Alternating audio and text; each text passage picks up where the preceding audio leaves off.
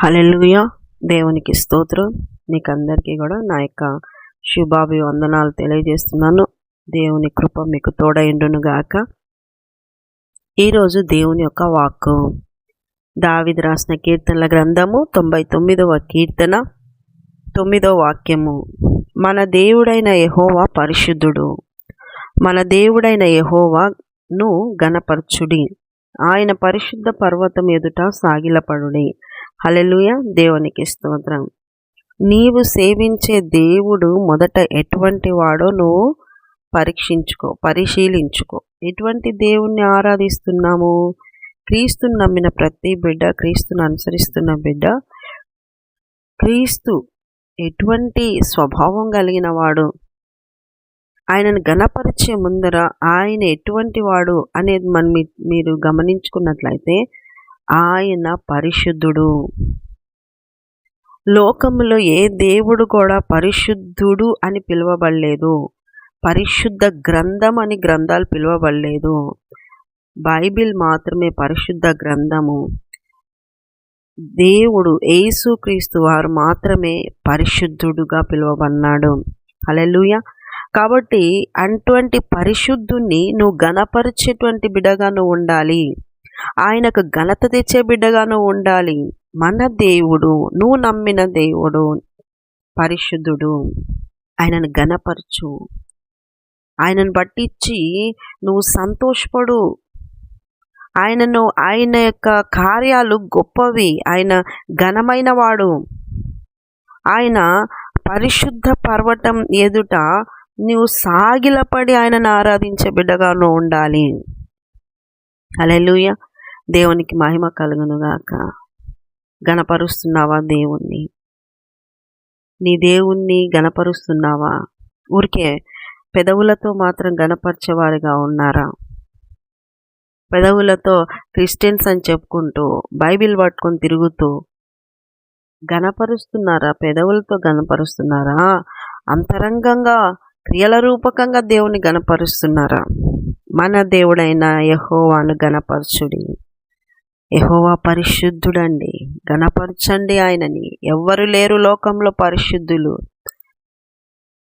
ఏ లోపము లేని వాడుగా ఉన్నాడు యేసయ్య. హల్లెలూయా. మరి దేని విషయాల్లో ఎలా మనం గణపరచాలి? దేవుణ్ణి గణపరుస్తున్నాము, యేసయ్యని గణపరుస్తున్నామంటే దేనిని బట్టించి మనం గణపరుస్తున్నాం అనేది తెలుస్తుందంటే, కీర్తనల గ్రంథము 69వ కీర్తన 30వ వాక్యంలో మనం చదివినట్లయితే, కృతజ్ఞతాస్తుతులతో నేను ఆయనను గణపరిచెదను. హల్లెలూయా. ఎలా గణపరచాలంట? కృతజ్ఞతాస్తుతులతో ఆయనను గణపరచాలంట. కృతజ్ఞత ఉండాలా, స్తుతి ఉండాలా. ఈ రెండింటిని చేస్తూ నువ్వు ఆయనను గణపరచాల. ఉదయం లేచినప్పటి నుండి పడుకునేదాకా స్తుతి చేస్తుండాలా, కృతజ్ఞత చెప్తుండాలా. కృతజ్ఞతాస్తుతులు. దేవుడు చేసిన ప్రతి మేలుకు కృతజ్ఞతలు చెల్లిస్తూ, స్తుతి అంటే ఆయన గొప్పతనాన్ని పొగుడుతూ ఆయనను స్తుతి ఆరాధన చేయటము. ఆయన ఎటువంటి దేవుడు? పరిశుద్ధుడు, మహిమగలవాడు, కనికరం కలిగిన దేవుడు, ప్రాణం పెట్టి తిరిగి లేచిన దేవుడు. నీ కోసం చేసిన ఆ కార్యాన్ని బట్టించి స్తుతి చెల్లిస్తూ కృతజ్ఞతాస్తుతులు చెల్లించే బిడ్డగాను ఉండి గణపరచాలి. ఏదైనా ఇబ్బంది, ఏదైనా కష్ట సమయాల్లో కూడా గణపరిచే స్థితిలో నువ్వు ఉన్నావా? వెనుకంజ వేయకుండా ముందుకే సాగి గణపరిచే బిడ్డగా ఉన్నావా? అందరు ఏలెత్తి చూపుతారు నీకున్న కొరత, ఇబ్బందిని ఏలెత్తి చూపుతారు. అయినప్పటికీ కృతజ్ఞతాస్తుతులతో నువ్వు ఆయనను గణపరచాలి. ఉన్నావా అలాంటి బ్రతుకులో? అలాంటి క్రియలతో నువ్వు ఉన్నావా? ఇంకోటి మనం చూసినట్లయితే సామెతల గ్రంథం 14వ అధ్యాయం 31వ వచనంలో మనం చూసినట్లయితే, బీదను కనికరించువాడు ఆయనను గణపరచువాడు. రెండవదిగా, బీదలను కనికరించే వాళ్ళందరూ కూడా యెహోవాను గణపరిచేవారుగా ఉన్నారు. బీదలను చూసి ఎక్కిరిస్తున్నావా? బీదగా ఉంటే దగ్గర రానిడం లేదా? బీదగా ఉంటే వాళ్ళ పట్లను తక్కువ చేసి చూస్తున్నావా? బీదలను కనికరించే మనసుతో నింపబడు. అది దేవుణ్ణి గణపరిచేటువంటిదిగా ఉంటది. బీదలను కనికరించువాడు ఆయనను గణపరిచే బిడ్డగా ఉన్నాడు. దేవుడు నిన్ను ఆశీర్వదించినాడేమో, నిన్ను గొప్ప స్థితిలో పెట్టినాడేమో, నీకు సమృద్ధి స్థితిలో నువ్వు ఉన్నావేమో, నువ్వు ఘనంగా ఉన్నావేమో, గొప్ప స్థితిలో ఉన్నావేమో, ఒకరికి సహాయము చేసే స్థితిలో ఉన్నావేమో. ఎదురుగా ఉన్న బీదను చూడు, కనికరించు, జాలి చేసుకో, కఠినంగా ఉండొద్దు. ధనవంతుడు, దరిద్రుడైన లాజరు, ధనవంతుని ఎదురుగా లాజర్ని పెట్టినాడు. లాజరు విశ్వాసం గొప్పది, పరలోక రాజ్యంలోకి చేర్చింది ఆయన విశ్వాసం. ఈ లోక అవసరతలలో ఎక్కడ కూడా ఆ విశ్వాసము ఆ విశ్వాసం ద్వారా ఆయనకి ఏం కలగలేదు. దేవుడే ఇవ్వకుండా ఆగి ధనవంతుడిని పరీక్షించినాడేమో, ధనవంతుడు ఇస్తాడా ఇవ్వడా అని పరీక్షించినాడేమో. ధనవంతుడు కఠినంగా ఉన్నాడు. అందుకే నరకానికి పోవడానికి కూడా ఏదో ఒక పాయింట్ ఉండొచ్చు. గణపరుస్తున్నావా బీదలను చూసి వారికి సహాయము చేసి దేవుణ్ణి గణపరుస్తున్నావా? పరీక్షించుకో. మూడోదిగా మనం చూసినట్లయితే సామెతల గ్రంథము 3వ అధ్యాయము 9వ వాక్యము, నీ ఆస్తిలో భాగముని ఇచ్చి యెహోవాను గణపరచుము. చూడండి, తల్లిదండ్రికి కొడుకులు ఉంటే, ఇద్దరు కొడుకులు ఉంటే, 2 ఎకరాలు ఉంటే, 1 ఎకరా ఒక కొడుకు, 1 ఎకరా ఒక కొడుకు ఇస్తారు. 2 మిద్దెలు ఉంటే ఒక కొడుకు ఒకటి, ఇంకో కొడుకు ఒకటి ఇస్తారు.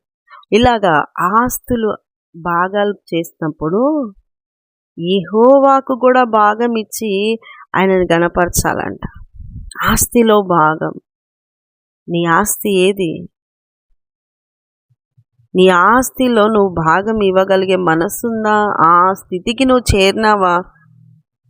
వాక్యం కోసం నిలబడే బిడ్డలు పాస్టర్లను చూడరు, పరిస్థితులను చూడరు, వాళ్ళేమంటారు వీళ్ళేమంటారు చూడరు. నేను ఈ మాటను దేవుని కొరకు చేస్తా ఉన్నాను. హల్లెలూయా.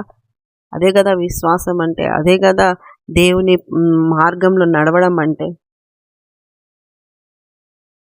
అవ్వ అంటది, దేవుని దయ వల్ల నేను ఒక కుమారుణ్ణి సంపాదించుకుంటుని, దేవుని దయ వల్ల నేను ఒక కుమార్తెను సంపాదించుకుంటుని అని చెప్పగలుగుతున్నావా? కుమారుణ్ణి కానీ కుమార్తెను కానీ. వాళ్ళు కూడా ఒక సంపాదన అంట, సంపాదన. అయితే ఈ యొక్క కుమారులను కుమార్తెలను దేవుని కొరకు నువ్వు భాగంగా ఇవ్వగలుగుతున్నావా? దేవుని కొరకు నువ్వు భాగంగా నీ కడుపున పుట్టిన వాళ్ళని నువ్వు ఇవ్వగలుగుతున్నావా? కష్టపడి సంపాదించుకునేది ఆస్తి, అంతస్తులు, డబ్బు, పిల్లలు. మరి ఈ పిల్లలలో కూడా నువ్వు ఒక భాగం దేవుని కొరకు ఒక బిడ్డను నువ్వు ఇవ్వగలుగుతున్నావా? ఆస్తులంటే భూమి పైటివి, ఇవన్నీ అశాశ్వతమే, భూమి పైన ఉండేటివి. కానీ అవి కూడా ఇచ్చి దీవించబడేటువంటిది, గణపరచబడేటువంటి, దేవుని గణపరిచేది ఉంది. దానితో పాటు ఇంకా కొంచెం లోతుగా దిగితే ఆత్మీయంగా నువ్వు సంపాదించినటువంటి పిల్లలను కూడా దేవుని కొరకు ఆస్తిగా భాగం వేయగలుగుతావా? ఒక బిడ్డను దేవుని కొరకే, ఇంకా దేవుని మందిరం పరిచర్య కొరకే, దేవుని సువార్త కొరకే అని అలాగా వాళ్ళ మీద ఆశలు, ఆలోచనలు వారి విషయంలో వదిలేసి ప్రభు మందిరానికి ఇచ్చేయగలిగినటువంటి, గణపరచగలిగినటువంటి ఆత్మీయ స్థితిలోకి నువ్వు ఉన్నావా? అలాంటి స్థితిలోకి నువ్వు ఎదగగలిగినావా? ఒకసారి పరీక్షించుకోండి. ఆస్తిలో భాగం అంటేనే పొలాలు, ఇల్లు అని చాలామంది అనుకుంటారు. సరే, ఒక పాయింట్లో అది వచ్చినా ఆత్మీయ స్థితిలో ఇంకా లోతుగా దేవునితో సహవాసంలో లోతుగా వెళ్ళిన వాళ్ళల్లో ఇది పని చేస్తుంది. ఏంటంటే పిల్లలు కూడా సంపాదన, కష్టార్జితము, దేవుడిచ్చినటువంటిది, అది వంశవృద్ధికి దేవుడిచ్చేది. అయితే అందులో కూడా భాగంగా నువ్వు ఇవ్వగలిగేటువంటి ఆత్మీయ స్థితిలోకి వస్తే దేవుని గణపరిచినట్టు కాదా? మీ కొరకే పిల్లలను పెంచుకొని, మీ కొరకే వాళ్ళు ఉద్యోగాలు చేసి, మీ కొరకే వాళ్ళు పెరిగి, మీ కొరకే మిమ్మల్ని ఘనపరిచేదానికే పెట్టుకుంటారా? మరి దేవుని ఘనపరిచేదానికి నువ్వు పిల్లలలో కూడా భాగంగా నువ్వు చేస్తే దేవుడు ఎంత ఘనపరచబడతాడు కదా. ఆస్తులు అంటే ఏదో ఓ కొద్ది రోజులకి అది ఆ ఆస్తి దీవెనకరంగా పరిచర్యకు ఉండొచ్చేమో, అది కూడా ఒక పర్సెంట్ దీవెన అయినా ఇది ఇంకా గొప్ప దీవెన నీకు కలిగేటువంటిది, దేవుణ్ణి ఎంతో గొప్పగా ఘనపరిచేదిగా ఉంటుంది. హల్లెలూయా. కాబట్టి ప్రియ దేవుని బిడ్డలారా, మన దేవుడైన యెహోవాను ఘనపరచుడి. ఎందుకు మన దేవుడైన యెహోవాను ఘనపరచాలి? ఆయన పరిశుద్ధుడు. అటువంటి దేవుడు ఎవ్వరు కూడా లేడు, ఎవ్వరు కూడా రారు, ఉండరు, ఇంకా లేరు. ఏకైక దేవుడు, ఏకైక రాజు, ఏకైక పరిశుద్ధుడు. హల్లెలూయా. అందుకే ఘనపరచాలి. ఏమిచ్చి ఆయనను ఘనపరచగలుగుతాం, ఏం చేసి ఘనపరచగలుగుతామో మనం ఇప్పుడు నేర్చుకున్నాం. కృతజ్ఞతాస్తుతులు చెల్లిస్తూ ఆయనను ఘనపరచొచ్చు, బీదలను కనికరించి ఘనపరచొచ్చు, ఆస్తిలో భాగాన్ని ఇచ్చి ఘనపరచొచ్చు. నువ్వు అలాంటి ఆత్మీయ స్థితిలోకి వెళ్ళి ఆ విధంగా దేవుణ్ణి ఘనపరిచే బిడ్డగా, లోకం ఏమనుకున్నా దేవుణ్ణి నేను ఘనపరుస్తున్నాను, మనుషులు ఎవరేమన్నా నేను దేవుణ్ణి ఘనపరుస్తున్నాను, దేవుని యొక్క మాట కొరకు నిలబడినాను. ఆ విధమైనటువంటి ఆత్మీయ స్థితిలో మీరు అందరూ వచ్చుదురు గాక. అట్టి కృప మీకు అందరికీ కలుగును గాక. ఆమె చిన్న ప్రార్థన చేస్తున్న యేసయ్య నీకు వందనాలు. బిడ్డల్ని దీవించండి, ఆశించండి, ఆరోగ్యాల్లో ఇచ్చేయండి. నిజంగానైనా నువ్వు పరిశుద్ధుడవు నాయన, మా కోసం వచ్చి ప్రాణం పెట్టిన పరిశుద్ధుడవు. మాకు జీవాన్ని ఇవ్వడానికే వచ్చావు, మా కొరకు మరణించి తిరిగి లేచావు. మిమ్మల్ని గణపరచడానికి ఏమి ఇవ్వగలము అని అంటూ ఏమి ఇవ్వలేని రుణస్థులం అనుకుంటా ఉంటాం. కానీ మిమ్మల్ని గణపరిచే విషయాలు ఈరోజు మీరు మాతో మాట్లాడినందుకు మీకు వందనాలు.